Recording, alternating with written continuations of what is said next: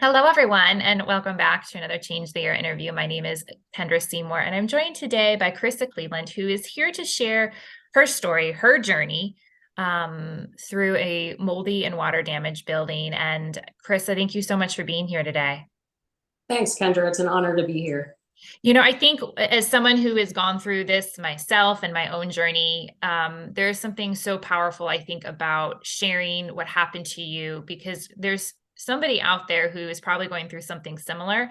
And not only does it help them feel less alone, I know it can maybe help them think through things a little differently. I know personally for me, one of the reasons why I'm so vocal is my goal is to help people make fewer mistakes than we made and hopefully save themselves time, money, and health. So I really appreciate you sharing your story today. And I guess I just want to open it up with, so start at the beginning. What happened that got you down this path? Yeah, so we're going to kind of rewind to 2010. I was a school teacher in Raleigh, North Carolina, and my oldest son, Nick, was born. And I grew up in Northeast Ohio. So, of course, kids come into the picture and you miss your family. And my husband had landed the perfect job back in my hometown. And I was like, yes, now I can move home and be closer to all my nieces and nephews and mom and dad. And so we were just absolutely ecstatic to get back to Northeast Ohio. We move into this beautiful 5-bedroom home in a great neighborhood. And that's where the misery began. Nick was 17 months old at the time. He began waking up all night, just screaming his head off. And I could not do anything to calm him down. So there was this really helpless feeling of being a mom who was not able to help her child. And so I did what any mom would do. I took him to the pediatrician and I said, hey, look, there's something wrong with my kid. Can you help me? And they would look at him, and I'll never forget them saying to me one day, he looks like a healthy 1 year old to me. And I was like, oh, I'm like, you're not the one up all night with this kid screaming. And I'd have to put him in the car and drive around to calm him down. And, this whole cycle would just go on and on and on. As he began to grow and progress, the teacher in me told me, something's just not right. He wasn't talking, he wasn't doing things that a child should do. And, at one point, by around probably 3 years old, he had every symptom of autism. And he was eventually diagnosed with sensory processing disorder and PANDAS. And of course, I knew nothing about mold at the time. So I'm researching, trying to dig into this because I'm a real fix it type person. And I want to get to the root of stuff and just fix things for good. So I'm not getting answers. I'm taking foods out of his diet. Maybe this is a food allergy or something like that. He starts to improve a little. Then another child comes into the picture, and that was 2013 when my son Drew was born. And Drew never slept. So he would wake up and he had completely different symptoms from Nick. He was the congested kid. He could not sleep because he couldn't breathe. And so fast forward, he's growing every food allergy in the book. From the time he was little, he's choking on food, he's gagging, he's puking, he's not growing. And so both boys had a very different set of symptoms. Now, after Drew was born was when I just completely crashed. So I was literally bedbound. And every time I would go to the doctor, they would just diagnose me with something else. I ended up with diagnoses of chronic fatigue syndrome, fibromyalgia, POTS, rheumatoid arthritis, pernicious anemia, lupus, Lyme disease, thyroid and adrenal issues, mast cell activation disorder. It just, the list went on and on and on. And I thought, but why? And I kept asking and I never got answers. So that's what forced me to figure things out on my own. We lived there for 3.5 years before we found an attic full of toxic mold. I am nodding along here, Carissa, because there's so much of your story and mine that overlap down to the varying symptoms in children and doctors saying, well, they look healthy, and then you crashing. I imagine at some point you were probably told, well, you're a mom of young kids. Did you hear that one?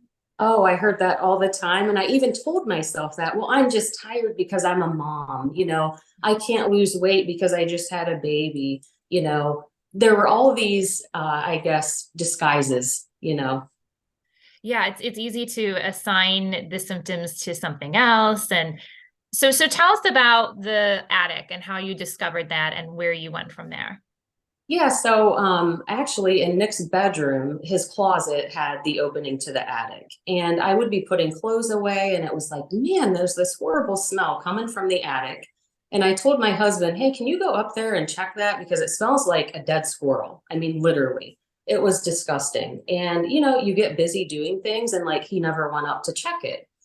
And eventually he did. And he's like, oh my goodness, there's all this mold up here. And what happened was the bathroom exhaust fans were vented to the attic, and the builder did not put in enough soffits. So there was absolutely no air ventilation. And so, it was a breeding ground for toxic mold. Now, the problem lies in the fact that when I found this, I called who I thought was an expert. And I know this is going to overlap with your story as well. The expert comes in and he says, oh, yeah, you've got some mold in your attic, but I can tell to look at this. It's just alternaria. It's not a toxic mold. It will cause absolutely no health issues except allergy symptoms. So it's nothing to worry about, but we'll come in, we can remediate it and get it out of here. And I said, okay. So the light bulb never went off. By this time, my kids are 5 years old and 2.5. I've been suffering for 3.5 years. At first it was a gradual kind of symptom stuff, and then I just went boom. And so the light bulb's not going off for me. I trusted him because he's a mold remediator and this is his job. And I thought he had the knowledge that I expected him to. So I just wanted for anyone listening to set the record straight here. You cannot definitively look at mold and identify the species. So if somebody says something like, I can tell by looking at it that it's not toxic, that it's not dangerous, unless they have microscopes for eyes, they are full of it. I don't mean to be crass about that, but it's true. And another point is sometimes people will say, well, it's not black, so it's not the bad kind of mold. So Stachybotrys, if you've heard in the media, is sometimes referred to as black mold. And it's important to mention here that Stachybotrys can actually be other colors. It's not just black, it can be dark green. And there are other molds that aren't Stachybotrys that can be black. So color is not a definitive way to identify a mold species. You need to test it and have it sent and analyzed by a lab. Just wanted to put that out there because I was told the same thing. I can tell by looking at it, it's not a dangerous kind. Oh my goodness. Okay. So you did what I did myself. You trusted him, what many other people. So what happened next? So next, he also, by the way, told me that he could not test the mold and remediate it, that it was a conflict of interest. So, I can tell by looking at it, it's just this won't cause a problem. So he came in, he remediated it. I do remember my chronic cough going away. But then we lived there for another 8 months and I smell that smell coming from the attic again. And I'm like, oh, so I call him back and I say, hey, I'm smelling it again. Come in. A different guy came in this time and he said, yeah, I just found like a quarter-sized amount of mold in your attic. And it looks to be either aspergillus, penicillin, or alternaria. When he said aspergillus, the light bulb kind of went on for me. And I thought, man, I've heard of that. And I'm pretty sure that's a really bad kind of mold. But, I still just didn't understand how devastating mold could be on health, and I thought, well, people have wet basements all the time. It's almost like expected that your basement is damp. I'm in Ohio, everybody has a basement. Like it has that smell. Schools have that smell, right? Like we really just don't think about it. And so, it wasn't actually until we moved to be closer to our jobs because I got to a point where I thought I just needed to go back to work as a teacher because I'm like, I'm not cut out for this stay-at-home mom stuff. Maybe I'm just having all these symptoms because I'm a type A personality and I need to go back to work. So I did. We moved to be closer to our jobs because they were both in the same town, and something miraculous happened. We all slept. And I was like, wait a minute. That's when the light bulb really went off for me. And I started really digging into mold. And I was like, okay, that had to be toxic mold. Yeah, and so something that I think will resonate with people who've gone through that, like you, it took a long time for that light bulb to go off, but we've heard story after story about people, they have varying symptoms, so they're not connecting the dots between their health and their home because they think, well, if it were our home, we'd all have the same symptoms, and that's just not how it works. And it's for a variety of reasons. And we have other resources at changetheairfoundation.org that talk about why people in the same home are impacted differently. But the surprising thing is that sometimes when people move or they go on a long vacation, or if you're, a teacher and your school's moldy and you come home for the summer and all of a sudden your symptoms improve and you're like, hey, I feel better when I'm not in that environment. And it's such a surprise. For people. And I get that because it's a slow, gradual thing. And you don't make that connection until all of a sudden you're like, God, I feel better. Oh my goodness. So then you moved and you guys are starting to feel better. What kind of happened next in your journey? So our quest to heal took us all over the United States. I was like, I need a doctor to lead me, to guide me, to teach me. I really didn't know that I had it in me to do it myself. And I'm to California, to Michigan, to St. Louis, all over the place. And, we're just not making progress. And in a way, I feel like we sort of made ourselves worse. And, doctors, by the way, I should say we switched from like MDs to holistic doctors at one point, which I think everybody does when they're dealing with mold and not getting answers. But even the holistic doctors, they would run all sorts of testing and just, the therapies that they were doing with us, we just didn't feel good. We couldn't tolerate different supplements. My youngest son and I had every food allergy in the book. So it was just an absolute mess. And that's what forced me to read and research and read some more and literally figure out everything for myself. And that took me down the road of last year opening my own practice. I went back to school to be an emotion code practitioner because I love energy medicine. And I've had an energy healer since 2008 who taught me so much just about health in general. And so I've really had an interest in that. And I'm telling you, the clients that I see all over the world, they can come to me with any illness, any symptom. And when I run a mycotox panel on them, there's always at least one mycotoxin that's off the charts. So, I'm not someone who's going to sit here and say that mold causes all of these things, but mold certainly is a factor. And it's time that we call it for what it is. We need proper information out there because our doctors aren't trained. Half of our remediators and inspectors are not trained. As a matter of fact, I think only in 6 states, you can correct me, you have to have proper certification and licensure to be a mold inspector or remediator. So literally, my brother, my friend, my neighbor could wake up tomorrow morning and say, hey guys, guess what? I'm a mold remediator. I'm an expert. And that's what got me into this. We're trusting them and they have absolutely no education.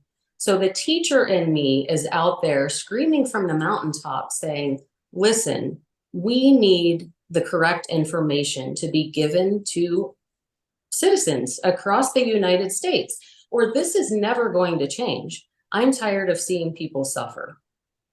Yeah. And I think that's something, at Change the Air Foundation, we're all about helping people become their own advocates, because like you, I assumed that there was someone out there, some agency, some regulation, some law, some requirement that was protecting us from this, allergenic, pathogenic, toxigenic substance that, excuse me, like you mentioned, is actually, we've come to almost normalize it, right? And we know that according to the EPA, that I think it's like up to 50% of all buildings have an ongoing water leak. We know that number is probably much higher. And where there's moisture, there can be mold. So we actually connected with you. We'll pivot for a moment. Because of our policy and outreach initiative at Change the Air. And I know you've been working hard with Brandon to bring about some changes in the way that Ohio handles things. And so I'm wondering if you could speak a little bit to, in your opinion, what changes or solutions would have prevented this problem for your family in the first place? Well, I think the biggest thing with prevention is if I would have been educated as a homeowner and given some information regarding mold when I purchased my home, it would have planted a seed for me. So, one of the things we're trying to do here in Ohio with the legislation is give homeowners a pamphlet, just an educational pamphlet saying, hey, look, if you begin to experience these symptoms, you might want to test your home for mold. You may want to test your home before you move in, but if you choose not to, and you start having any of these symptoms, and by the way, those symptoms are more than allergy symptoms. They're more than red eyes and a stuffy nose and a cough, okay? We're talking multisystemic chronic inflammation. That means every single system of the body is impacted for many people when toxic mold is at play. So we need our state departments of health to get on board to truly educate people and give them accurate information regarding what mold does to the body. And I think until that happens, this just isn't going to improve. Yeah, and I believe that's House Bill 251, correct? That has been in the works to do that. And I think one of the powerful things that I liked about that is, as if you're buying a home or renting, you know, or you at least have some knowledge that something like lead or asbestos is not something you want to mess with. And what we have failed to do is really to put mold on that same playing field. And I know that's one of the things that the Ohio bill wants to correct, that there's that awareness, there's that understanding around it, that we really address it with the caution and you know, strategy that something like that involves. Because we have an interesting interview coming out with Michael Pinto, and he talks about sometimes the only thing worse than no remediation is bad remediation. And we've seen that happen time and time again. Not to go off on a tangent, but I often say remediation when talking with people, because that term isn't regulated. So there's so much that passes as remediation, everything from fogging to throwing bleach on it, to, you know, some containment and attempt to remove it, to, you know, you're talking full engineering controls. And so when we talk about remediation, we're often not talking about the same thing, because that means different things to different people. And that's part of the problem too, I think. So my question, just to kind of bring your advocacy piece a little bit more full circle, what would you like to see change as a result of what happened to you? Well, I think we need to get there's a couple aspects to this. First of all, like I said, our remediators and inspectors need to all be on the same page, okay? We need to get certification requirements in all 50 states so that we're not throwing bleach on mold thinking we're doing the right thing, and, you know, just so many other things. I've seen so many nightmares working with people, as I'm sure you have, when it comes to remediation. So that education is like absolutely crucial. And that's one of the things that I would like to see. The other thing is that once we get our Department of Health on board to provide that accurate information to citizens, that's going to force our doctors to have environmental factors on their radar. You know, I tell everybody, out of the 20-25 doctors we saw, if one of them would have stopped to say, okay, hold on a minute, Carissa, where are you spending your time? I mean, we spend 90% of our time indoors. You know, this isn't rocket science, okay? If you're breathing in toxic air, you might be affecting your health. What is so hard to understand about this, you know? So our doctors, I mean, it's just not on their radar. So getting that advocacy and awareness out there to people is actually going to force them to get on board and start thinking about, oh my goodness, like, I never knew mold could do this. Maybe I need to re-educate myself. Yeah, I agree. It would be great to see doctors start to ask that question. Tell me about where you're living. I think it can save a lot of time. And actually, Change the Air Foundation is in the middle of building out a doctor outreach program to provide some of those resources and hopefully shorten the time it takes for doctors to ask their patients those questions.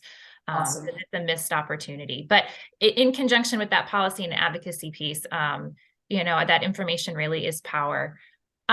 If you have any advice to someone who's maybe just starting this journey, thinking about environmental factors like mold and water damage and indoor air quality, because there are other things in your indoor air besides, byproducts from mold, what would you tell them?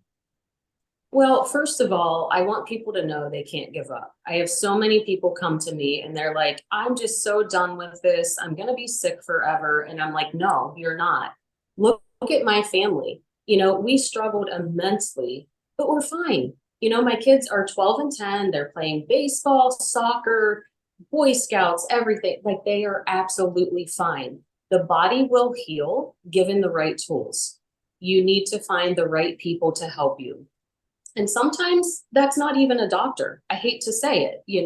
I've learned the most from moms like you who have gone through this. We teach each other, we stick together. Hey, if this worked for my child, maybe it'll work for yours. Let's get our heads together and help each other out. So, first of all, we can't give up hope. I want my story to be hope for people who are going through this. I also want people to know that they have to do their own research. It's critical. They have to. You can't just trust this remediator, this doctor, this inspector. Make sure they are certified. And they can get on your website and look at different remediators who are certified by IICRC, NORMI, different organizations, so that we know they're properly educated when they come in your home and they're not just going to make things worse. So do your own research. Don't give up. Things do get better, I promise. I love that. And that's so important because it can feel very overwhelming, very isolating. And for those who are wondering, on our website, we do have two articles. One, it's questions for vetting an indoor environmental professional. And that's the person who would come in and inspect your home and give you kind of that independent assessment of what's going on. And then we have questions for how to vet a remediator and the things that you're looking for and listening for. So be sure to check those out. Now, are there any final words or thoughts or anything from your story you just want to leave us with? Well, I want to let everyone know that this is my passion. So I've started my own business, The Healing Haven. If you are someone who's suffering from this, you just need someone to talk to. You just need some guidance. Call me up. I'm here. I am here to help you. It's something I love to do. I'm helping people all over the world, and I just want people to know that it's okay. Things get better, and if nothing else, all the suffering my family has gone through is providing hope for all of those families that just truly are lost right now. So I'm here. I'm only a phone call away. Yeah. Thank you so much, Carissa, for sharing your story, for all the work you've been doing to help change the laws in Ohio and elsewhere.